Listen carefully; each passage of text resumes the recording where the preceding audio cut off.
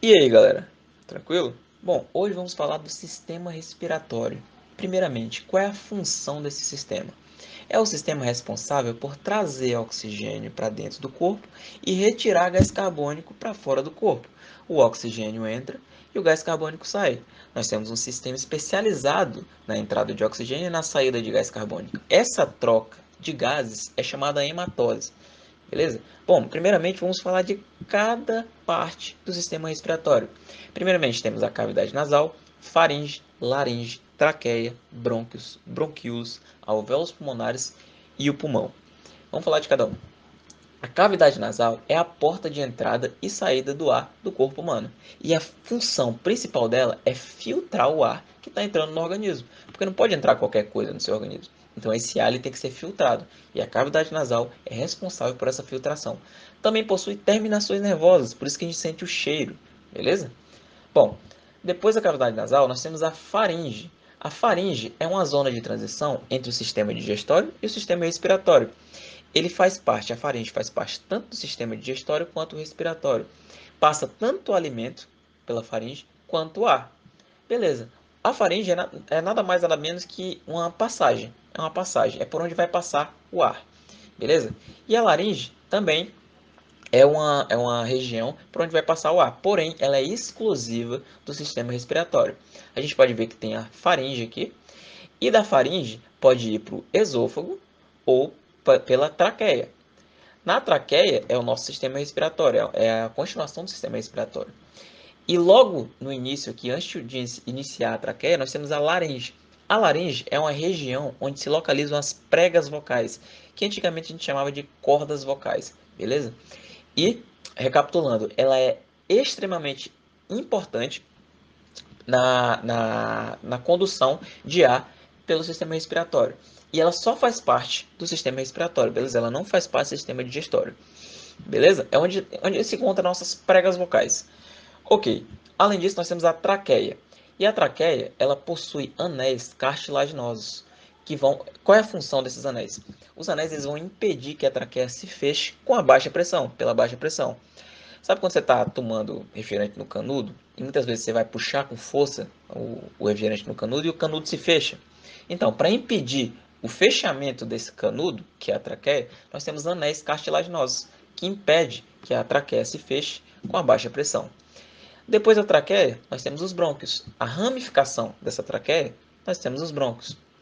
Os brônquios são o resultado da ramificação, da bifurcação dessa traqueia. E a composição dos brônquios é a mesma, é idêntica à da traqueia. Beleza?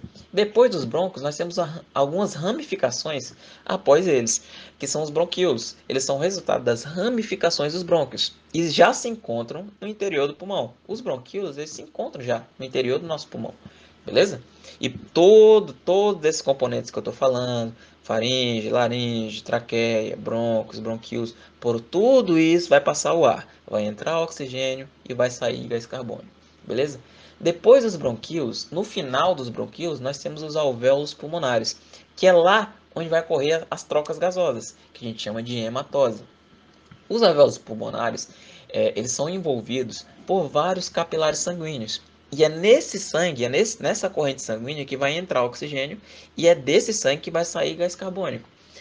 Nesses alvéolos pulmonares é o local onde ocorre a hematose, as trocas gasosas. É o local por onde vai entrar oxigênio e por onde vai sair gás carbônico. O oxigênio ele vai passar do alvéolo para o capilar e o gás carbônico vai passar do capilar para o alvéolo, saindo assim do corpo. E o oxigênio vai entrar na corrente sanguínea. Beleza? Bom, e o pulmão? O pulmão ele é um órgão de parede porosa com a alta capacidade expansiva. Para quê?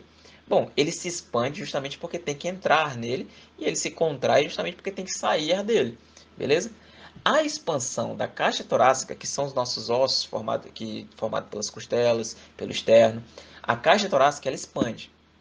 E a expansão dessa caixa torácica, junto com a contração de diafragma, aumenta o volume interno do pulmão. Quando aumenta o volume do pulmão, diminui a pressão. Quando a pressão de dentro é menor do que a pressão de fora, a tendência do ar é entrar. Beleza? E o que é essa contração do diafragma? A contração do diafragma é quando o diafragma vai para baixo. Quando ele contrai, ele vai para baixo e aumenta ainda mais o volume do pulmão. Quando o volume do pulmão aumenta, ele diminui a pressão interna e entra ar. O contrário, quando ocorre compressão da caixa torácica e relaxamento do diafragma, quando a caixa torácica diminui e o diafragma relaxa, ou seja, sobe, diminui o volume do pulmão. O volume do pulmão diminuindo, diminui também a pressão interna. Quando a pressão externa é maior do que a pressão interna, ou aumenta a pressão interna. Quando a pressão externa é maior do que a pressão interna, o ar vai sair. Beleza? Vamos lá, o diafragma. O diafragma é um músculo que ele é muito importante para a entrada e saída de ar do pulmão. Quando ele contrai, ele abaixa e ele aumenta o volume do pulmão, causando a entrada de ar. Quando ele relaxa, ele levanta. Quando ele levanta, ele diminui o volume do pulmão, causando a saída de ar do pulmão. Beleza? Pleura. O que é a pleura? Pleura é um revestimento com função de manter a estabilidade e forma do pulmão. E vamos mostrar aqui como é que essa pleura funciona. Bom, a pleura, nós temos dois tipos de pleura. Temos a pleura parietal, que fica mais na parte externa. Temos a pleura visceral, que fica colada no pulmão. E temos o espaço entre as duas, que a gente chama de cavidade pleural. No interior dessa cavidade pleural, forma uma pressão negativa que vai manter a forma do pulmão. É como se fosse uma força que vai manter essa forma do pulmão. Se essa pleura é furada, se a gente consegue, se acaba furando essa pleura, se essa cavidade sai esse ar dessa cavidade, a pressão negativa deixa de existir. Ou seja, o pulmão vai murchar. Se ocorre a abertura dessa pleura, né, se essa pleura de alguma forma é danificada, o pulmão murcha. Ou seja, a função da pleura, tanto parietal quanto visceral e da cavidade pleural, a função deles é manter a estabilidade do pulmão. Se ocorre a perfuração dessa pleura, o pulmão murcha. Por quê? Porque a pressão negativa que estava segurando esse pulmão deixou de existir. Beleza? E como é que o diafragma funciona? Bom, quando o diafragma contrai, ele abaixa. Quando ele abaixa, dá para ver que está aumentando o pulmão, né? Aumentando o volume do pulmão. Quando esse volume aumenta, a pressão interna diminui. Quando ocorre diminuição da pressão interna, quando a pressão interna é menor do que a externa, o ar tende a entrar. Quando ocorre relaxamento do diafragma, o diafragma abaixa. O diafragma aumenta, o diafragma sobe, ele não abaixa. Quando ocorre relaxamento do diafragma, ele levanta. Quando ele levanta, diminui o volume do pulmão, aumentando a pressão. Quando a pressão interna aumenta, ocorre saída de ar. Beleza? Resumo: quando o diafragma contrai, ele abaixa, aumenta o volume. Quando o volume aumenta, a tendência é entrar ar. Quando o diafragma relaxa, ele sobe. Quando ele sobe, o que acontece? O volume diminui. Com a diminuição do volume, ocorre saída de ar. Beleza, vamos lá. Além disso, como é que ocorre o transporte desses gases na corrente sanguínea? Você sabe que o oxigênio vai entrar e o gás carbônico vai sair. Beleza. O oxigênio, quando entra na corrente sanguínea, ele vai ser carregado por uma proteína chamada hemoglobina, que está presente na nossa hemácia, na nossa célula sanguínea, na nossa célula do sangue. E essa hemoglobina vai conduzir o oxigênio até ser liberado nos tecidos e células. O oxigênio ele vai ser conduzido pelo sangue, junto com a hemoglobina, e é liberado nos tecidos e nas células. E as células e tecidos vão utilizar esse oxigênio para fazer respiração celular e produzir energia. Bom, e o gás carbônico? O gás carbônico ele está sendo produzido pelas células, então ele vai sair das células. O gás carbônico ele sai das células e vai em direção aos alvéolos pela corrente sanguínea. 70%, ou seja, a maioria desse gás carbônico, ele é transportado na forma de bicarbonato. Por quê? O gás carbônico ele vai reagir com a água e essa reação vai formar o ácido carbônico. E esse ácido vai se dissociar, porque ele é instável, se dissociar em íons H+, e íon bicarbonato. E esse bicarbonato ele consegue se diluir, né? Não consegue ficar diluído tranquilamente na nossa corrente sanguínea. E é em forma de íon bicarbonato que o gás carbônico é transportado. Beleza? E o resto? Bom, o resto, os 30% restante, eles se ligam à hemoglobina também, formando a carbamina hemoglobina.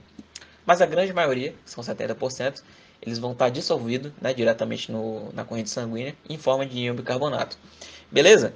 Bom, em resumo, sistema respiratório é a entrada de oxigênio no nosso corpo e saída de gás carbônico. Quem que faz isso? Bom, vários órgãos. O pulmão é o órgão responsável por conseguir colocar ar dentro do nosso corpo e retirar outro ar dentro do nosso corpo. O ar que entra é o oxigênio e o ar que sai é o gás carbônico. A troca desses gases a gente chama de hematose e ela ocorre nos alvéolos pulmonares. A grande importância dos alvéolos pulmonares é permitir a troca gasosa. O oxigênio a gente utiliza para fazer respiração celular. A gente utiliza o oxigênio na respiração celular e produzir energia.